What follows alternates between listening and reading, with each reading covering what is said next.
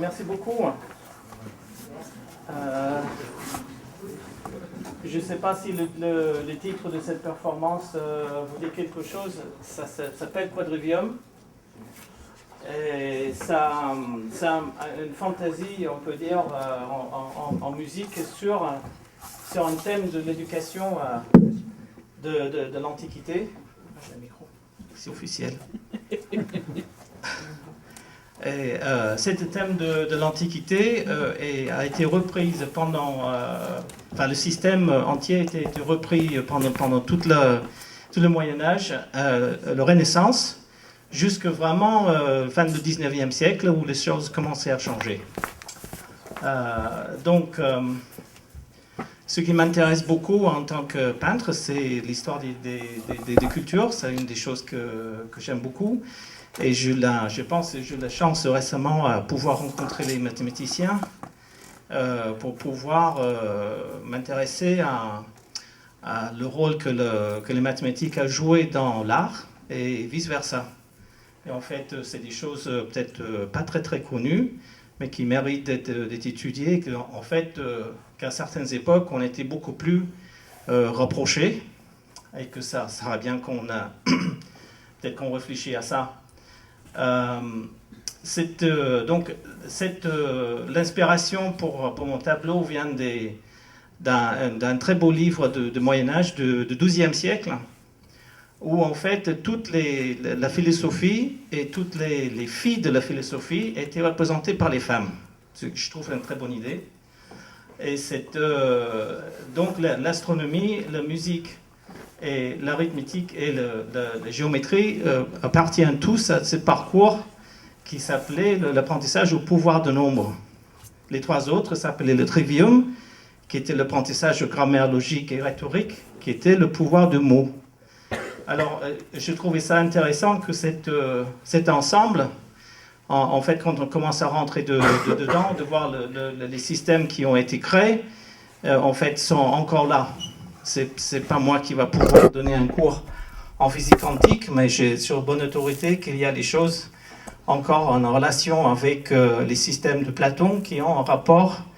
Ce qui est intéressant pour moi, c'est que même en arrivant en tant que peintre, de m'intéresser à des formes, c'est que même avec les formes les plus simples, on peut rentrer dans une mathématique compliquée, comme l'hexagone qui est créé par les deux triangles. C'est un exemple de quelque chose qui a été étudié au Moyen-Âge, qui a été importé du monde arabe, de pays d'islam. Et c'était quelque chose qui était une des figures importantes dans l'apprentissage de géométrie. L'arithmétique, c'était le dame tient un bâton à 13 nœuds pour mesurer, dont les sciences de mesure. Les géométries, bien sûr, comme été dominées pendant des milliers d'années, et encore aujourd'hui, le compas et le droit, le bâton à régler, l'astronomie et la musique. Donc la musique fait partie aussi de nombre, dans la mesure que le rythme, c'est une question de nombre, c'est ses répétitions, ses divisions. Et les tons, les intervalles et tout ça, c'est les choses qui ont été décryptées et puis mises en évidence par Pythagore et ainsi de suite. Vous avez peut-être reconnu quelques chiffres cachés sous la nébuleuse, là maintenant. Non, mais c'était une suite de nombres, peut-être. C'était trop petit, peut-être, sinon... C'était une suite de Fibonacci. Je ne sais pas si ça vous dit quelque chose. C'est une suite. J'ai mis ça parce que cette monsieur Fibonacci le fils d'un marchand en Italie que les mathématiques sont entrées dans l'Occident, en fait, autour de même date. Donc autour de 1200, pour les raisons très diverses, on peut dire que les mathématiques en monde occident n'avaient pas brillé beaucoup à cette époque-là. Je ne sais pas si vous avez jamais essayé de faire une multiplication en utilisant les chiffres romains. C'est extrêmement compliqué. Donc c'est à partir de ce moment-là que Fibonacci fait introduire le système de compter avec les chiffres arabes, donc notamment avec les zéros. Voilà. Donc la suite de Fibonacci est très simple, même moi je comprends. C'est-à-dire qu'on additionne le nombre de suite chaque fois. Donc 1 et 1, 2, 1 et 2, 3, 3 et 2, 5. Donc ça donne une suite 8, 13, 21, 34, 55 et ainsi de suite. Et c'est une suite comme d'autres qui continue. Et c'est une suite qu'on trouve partout dans la nature. Donc c'est pour ça que les peintres se sont beaucoup intéressés aussi. C'est pas uniquement, comme je disais, les peintres ne sont pas uniquement concernés par l'expression des sentiments, mais dans bien des époques comme la Renaissance, par exemple, un artiste comme Albrecht Dürer, c'est le premier à éditer un livre en langue allemande sur les mathématiques. C'est un peintre. Donc lui, il s'intéresse énormément, au rapport entre les mathématiques et la nature. Et donc c'est le genre de choses qui l'intéressait beaucoup. Les courbes, les carrés magiques, enfin les choses, je pense peut-être que vous connaissez. Dürer a fait tout un travail là-dessus.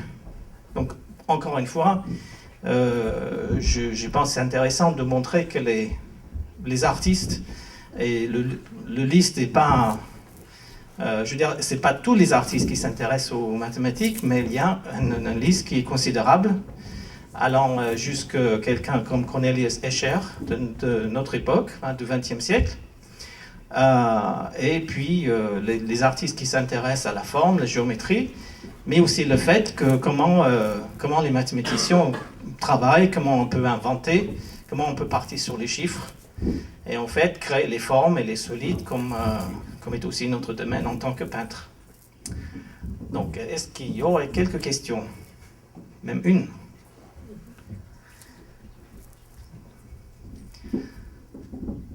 Soyez pas timide, il n'y a jamais de questions stupides. Si quelque chose vous intéresse sur la peinture, si c'est sur les mathématiques, c'est pas sûr que je peux fournir. Donc ne sentez pas intimidé. Même un commentaire, n'importe, ça m'intéresse de voir si...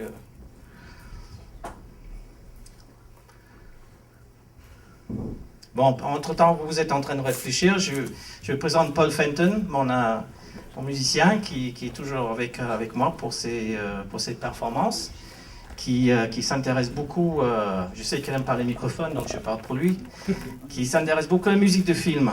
Donc ça, c'est pour nous, on a une collaboration. Je pense que vous avez senti la musique, la création d'ambiance, là, qu'il aime bien.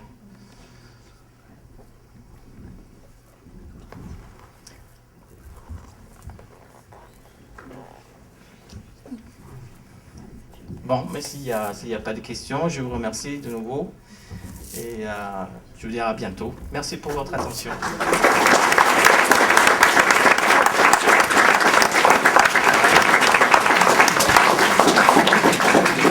Je vais juste prendre même une grande occasion, une magnifique salle que vous avez ici pour faire des choses un petit peu intimistes, artistiques notamment.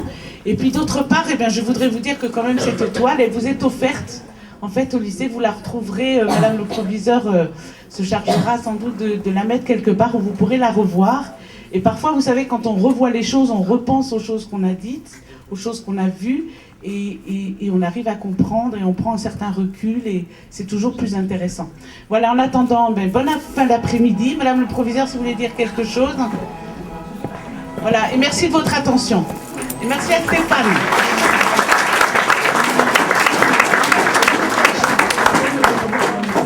Je voulais simplement, au nom du lycée, remercier M. Fanton et M.